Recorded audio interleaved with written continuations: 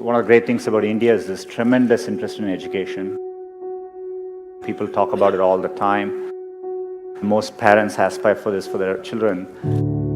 And so I think it's a great foundation we have as a country. In my experience growing up here, I think there's a lot of emphasis on spending time on the books and learning things academically.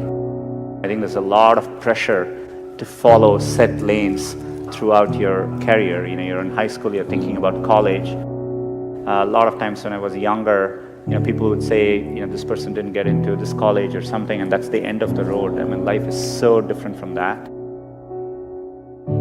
I get surprised people start preparing for IIT in their 8th grades. That's a bit shocking to me.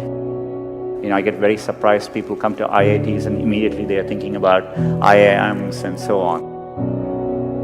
The US, for example, most students don't choose their majors till their final year. So people explore different things and find what they're really passionate about. The way I dealt with these things was try and feel what I really enjoy doing and pursue that.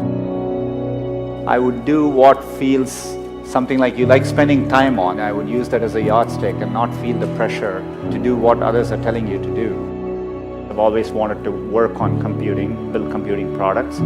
The thing which still keeps me going is the desire to build products which will be used by billions of users and makes a difference for them. And that's what I've been focused on. It doesn't need to be even in engineering. There are many, many different ways, and you'll see this later in life. People do well from all walks of life. I think education needs to evolve and change just like with everything else. Getting into an elite institution doesn't guarantee success. It matters a lot, but it doesn't guarantee success. I would like to see people value creativity, value experience of doing things, taking risks. It is important to be well-rounded. I would encourage people to try different things, take some risks, follow their passions a little bit more, enjoy what you're doing. And what matters most is loving what you're doing and trying to do well at it. So I think if you follow your heart and do what you like, you will always do much better. It's worthwhile taking risks and trying to do something you're really excited by. And if the first attempt you don't do it, you can try again, and things tend to work out in the long run.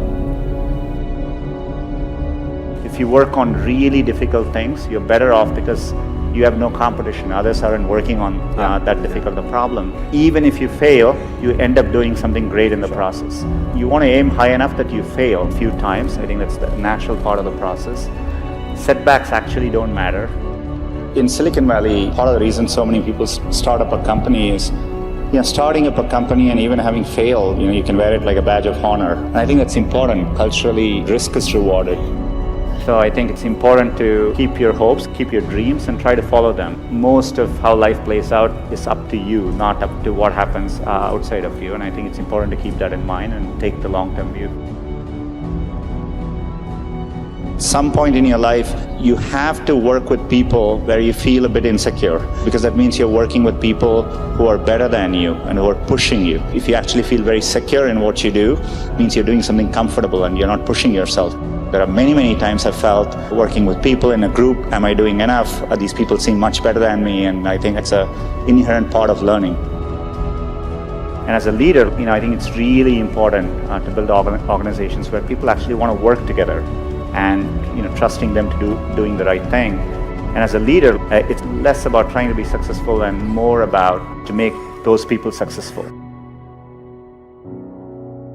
I'm absolutely, with full certainty convinced that India will be a global player in the digital economy, and it'll be competitive with any country in the world.